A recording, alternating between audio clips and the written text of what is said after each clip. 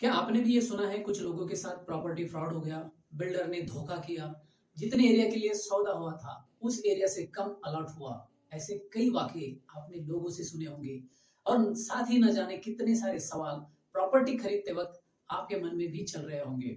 कहीं आप भी प्रॉपर्टी खरीदने के बारे में सोच रहे हो और ऐसे ही डर मन में है कि आपके साथ भी ऐसा हुआ तो यह वीडियो आपके इन्हीं डर और शंकाओं का समाधान देने के लिए मैं बना रहा हूँ। जानेंगे कि फ्यूचर में जब भी आप प्रॉपर्टी खरीदते हैं या फिर खरीदने के बारे में सोचते हैं तो प्रॉपर्टी खरीदते वक्त आपको क्या जानना जरूरी है। प्रॉपर्टी खरीदते वक्त आपसे कुछ भी छूट जाता है तो आपको बहुत बड़े नुकसान को झेलना पड़ सकता है। इससे बचने के लिए यह वीडियो देखना आपके लिए बहुत जरूरी हो जाता है। रियल एस्टेट का मालिक हर कोई बनना चाहता है क्योंकि रोटी और कपड़े के बाद मकान बनाना हर व्यक्ति का सपना और बुनियादी जरूरत होती है।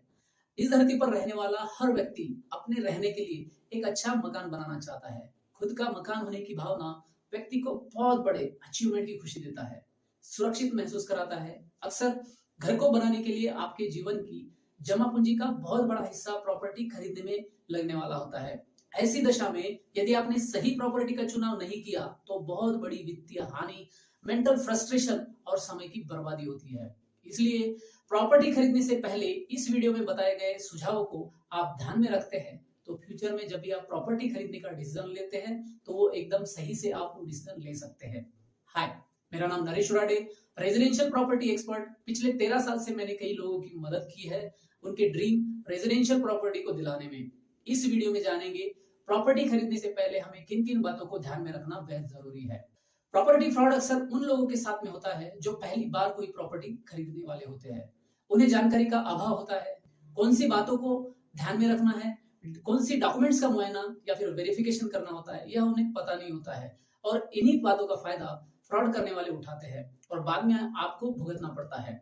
इसलिए आपको जागरूक करना तथा आपके ज्ञान को बढ़ाना यही रियलिटी मेंटर चैनल का उद्देश्य है। तो आप इस चैनल पर नए हो तो इस चैनल को सब्सक्राइब करें, बेल आइकन पर क्लिक कर ऑल को सिलेक्ट करें ताकि जब भी मैं ऐसे ही इंफॉर्मेटिव और यूजफुल वीडियो अपलोड करूं तो उसका नोटिफिकेशन सबसे पहले आपको मिले। तो वीडियो को लाइक करें, अपने दोस्त परिवारों के साथ हमें शेयर करें ताकि उनकी भी जानकारी बढ़े। तो चलिए समझते हैं प्रॉपर्टी बाय करते वक्त क्या क्या जानना जरूरी है। पहला, हमें यह जानना पड़ेगा कि प्रॉपर्टी खरीदने का उद्देश्य क्या है। आप क्या आउटकम चाहते हैं? क्या आप खुद के रहने के लिए प्रॉपर्टी लेना चाहते हैं?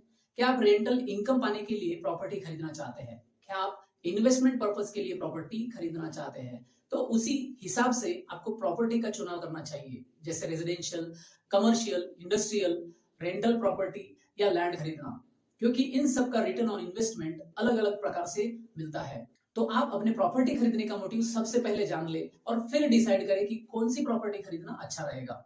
दूसरा है फाइंड द राइट प्लेस। एक गोल्डन स्टेटमेंट है, even in a bad market location location and location is a way to still buy and sell property.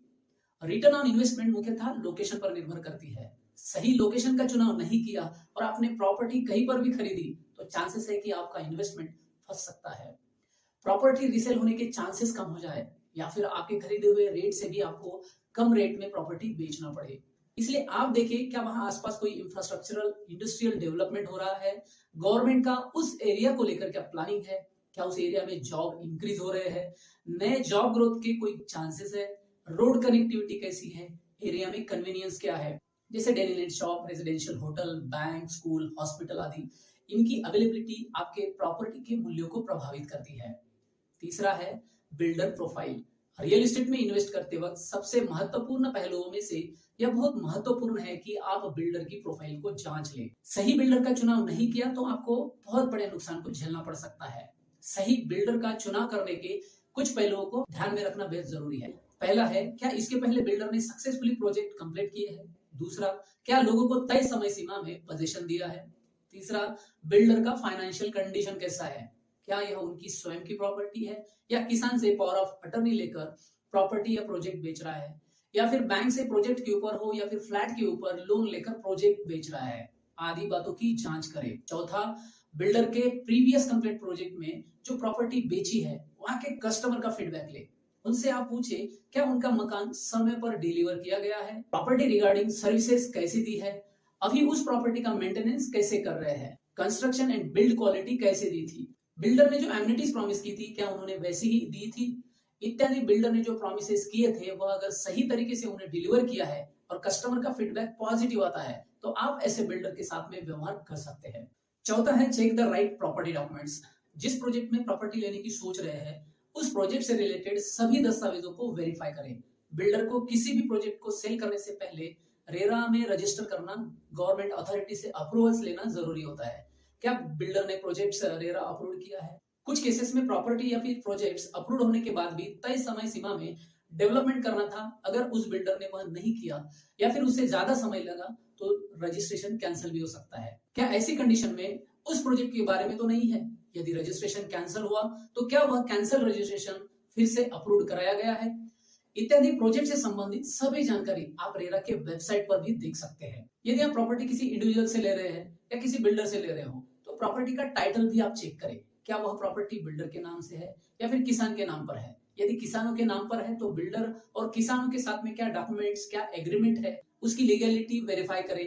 Property के टाइटल डॉक्यूमेंट्स को भी आप चेक करें। क्या वो प्रॉपर्टी सेल डीड है, गिफ्ट डीड है, जनरल पावर ऑफ अटॉर्नी है। प्रॉपर्टी टाइटल डॉक्यूमेंट्स में फर्स्ट ओनर से लास्ट ओनर तक जितने भी टाइटल चेंज हुए हैं उसका भी रिपोर्ट मांगे, जिसे सर्च रिपोर्ट कहते हैं। और महत्वपूर्ण डॉक्यूमेंट्स में आप चेंज ऑफ लैंड यूज, यह सर्टिफिकेट भी आपको मांगना बेहद जरूरी है। उसमें यह साफ लिखा होता है कि बिल्डर लैंड का यूज किस उद्देश्य के लिए करने वाला है। पांचवा, check building plan of the property. जिस मकान को खरीदने के लिए आपने सिलेक्ट किया है उस मकान का बिल्डिंग प्लान देखिए। क्या वह बिल्डिंग प्लान रेरा में सबमिट किए हुए मैप से मैच कर रहा है या नहीं? क्या बिल्डर उतना ही कंस्ट्रक्शन कर रहा है जो बिल्डिंग प्लान सैंक्शनिंग के लिए उसने दिया था? आदि केयरफुली ध्यान से देखिए।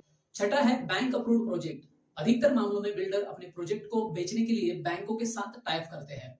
यदि बिल्डर ने प्रोजेक्ट को अच्छे नेशनलाइज बैंकों के साथ में टाइप कर उस प्रोजेक्ट को बेच रहा है तो सामान्यतः कोई भी बैंक उस प्रोजेक्ट को अप्रूवल देने से पहले उस प्रोजेक्ट का मुआयना करती है, प्रोजेक्ट से रिलेटेड सभी डॉक्यूमेंट्स को वेरीफाई करती है, सभी दस्तावेजों की छानबीन कर प्रॉपर्टी टाइटल, प्रोजेक्ट आदि का मुआयना करने के बाद ही उस प्रोजेक्ट को अप्रूवल देती है।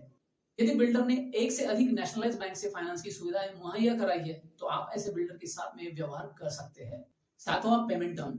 बिल्डर ने आपकी प्रॉपर्टी के लिए क्या पेमेंट टर्म्स तय किए हैं उसके बारे में भी जान ले। क्या वह कंस्ट्रक्शन वाइज पेमेंट ले रहा है या फिर ड्यूरेशन वाइज पेमेंट ले रहा है? यह सारी बातों को आप ठीक से समझ ले और एग्रीमेंट में भी वैसे ही आप मेंशन करें कि कैसे कैसे पेमेंट दिया जाना है। इन सभी बातों को जानने के बाद आप प्रॉपर्टी खरीदने का मन बना सकते हैं। लेकिन खरीदने से पहले आपको प्रॉपर्टी की जो कीमत बताई जा रही है वह प्रॉपर्टी का सही मूल्य है या नहीं, कहीं आपको महंगे में तो नहीं बेच रहा है। आसपास में प्रॉपर्टी के रेट कैसे है आदि जानकारी लेकर आश्वस्त होने के बाद ही आप प्रॉपर्टी खरीद ले। आपने अभी तक इस वीडियो को देखा, इस वीडियो में मैंने आपके लिए कुछ भी वैल्यू एडिशन किया है तो इस वीडियो को आप लाइक करें। Thanks for like my video.